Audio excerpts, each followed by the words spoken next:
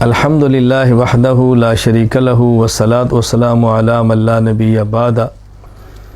اسلام کے بنیادی ارکان 5 ہیں۔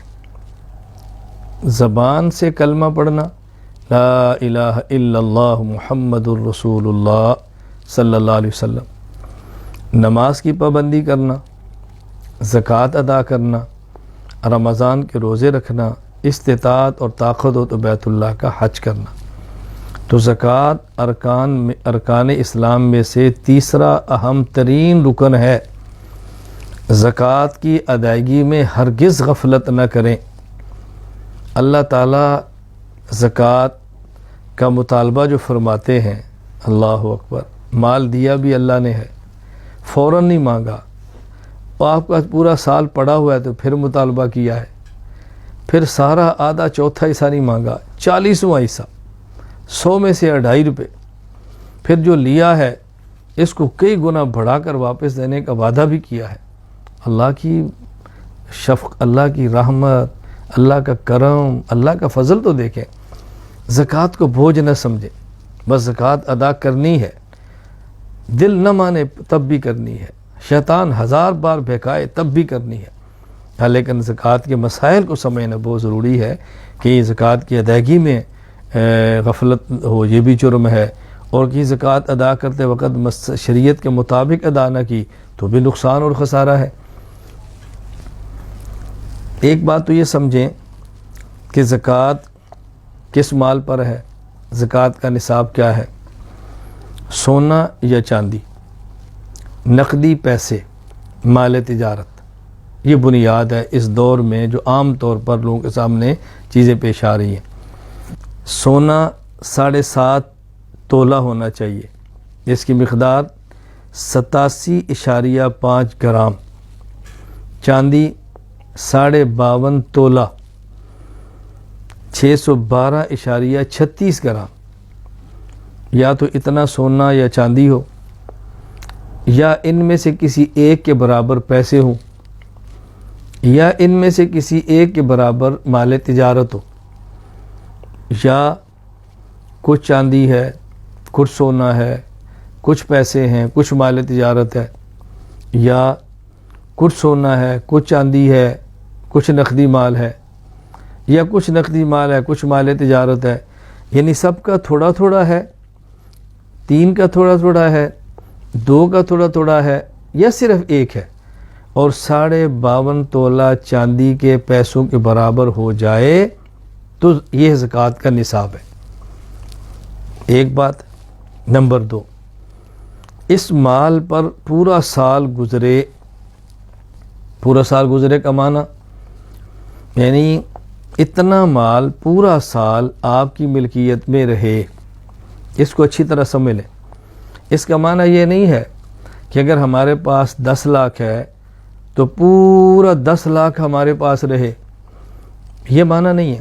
اس کا مطلب یہ ہے جس دن اتنے پیسے آپ کے پاس آگے جن کا مجموعہ 52.5 تولہ چاندی کے پیسوں کے برابر ہے، وہ تاریخ نوٹ کر لیں چاند کے حساب سے، محرم، صفر، یہ چاند کے حساب سے، یہ بات اچھی طرح ذہن نشین فرما لیں، چاند کے حساب سے وہ ذرا تاریخ رکھ لیں۔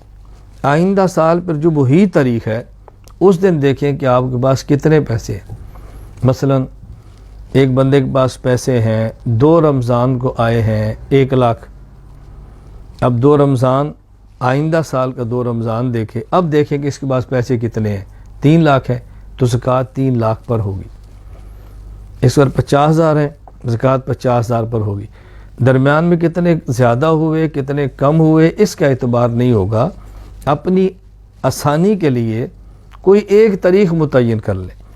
بس اوقات بندے کو یاد نہیں ہوتا کس تاریخ کو میرے پاس اتنے پیسے آئے ہیں، تو چاند کے حساب سے کوئی ایک تاریخ ذہن میں رکھ لیں۔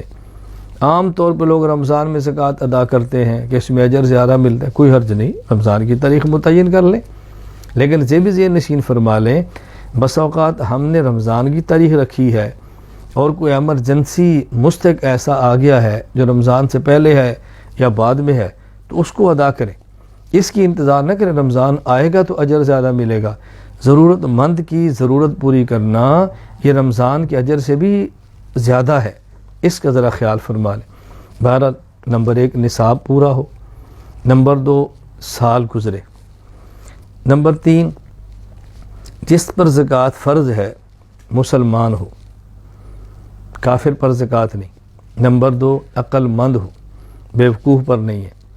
نمبر 3 بالغ ہو، نابالغ کے مال پر زکوٰۃ فرض نہیں ہے۔ اور باقی میں نے بتا دی کہ صاحب نصاب بھی ہو اور مال بھی ہو۔ تو یہ 5 شرطیں موجود ہوں تو بندے پر زکوٰۃ فرض ہوتی ہے۔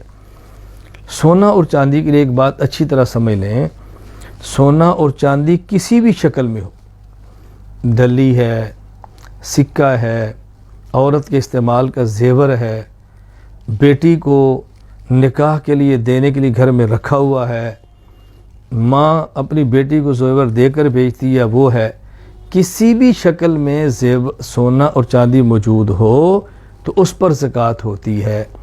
یہ ذہن بالکل نکال دیں کہ زکوٰۃ تو اس پر نہیں ہے جو استعمال کا ہے، استعمال کے پر بھی ہے، استعمال کے سونے پر بھی ہے۔ جو عورت نے کنگن پہنے ہیں، عورت نے انگوٹھی پہنی ہے، عورت نے گلے میں کوئی ہار یا کچھ بھی چیز ڈالی ہے، یہ میں اس لیے کہہ رہا ہوں کہ ہماری ماؤں اور بہنوں اور بیٹیوں کو بطور خاص یہ بات سمجھنا ضروری ہے۔ اگر اس میں سے زکوٰۃ ادا نہ کی، یہ جہنم کا ایندھن ہے، جہنم کا ایندھن ہے۔ ہماری کئی بہنیں کہتی ہیں میں کیسے ادا کروں، میرے پاس تو پیسے نہیں ہیں، تو زیور بیچ دو، مت رکھو اپنے پاس۔ جب آپ نے پہنا ہے تو زکوٰۃ دینی ہے۔ آخرت کا معاملہ سخت ہے، دنیا کا معاملہ بہت نرم ہے۔ زیور نہ پہنا تو کیا ہوگا، سونا نہ پہنا تو کیا ہوگا، کچھ نکال دیا تو کیا ہوگا۔ بہرحال زیور پہننے کا شوق پورا کرنا ہے تو اس کی زکوٰۃ ادا کرنی ہے۔ میں تو ایک بات ویسے اپنی ماؤں بہنوں بیٹیوں کو سمجھانے کے لیے کہتا ہوں، دیکھیں دنیا میں لوگ حرام شوق پورے کریں تو پیسے لگتے ہیں، حلال شوق پورے تب بھی پیسے لگتے ہیں۔ تو جب تم نے زیور کا شوق پورا کرنا ہے تو اس پر خرچ کرنے میں کیا حرج ہے، کوئی حرج نہیں ہے، اپنا شوق بھی پورا کرو، جو حق ہے شریعت کا اس کو ادا بھی کرو۔ بہرحال زکوٰۃ کی ادائیگی کا بہت زیادہ اہتمام فرمائیں۔ وآخر دعوانا ان الحمد للہ رب العالمین۔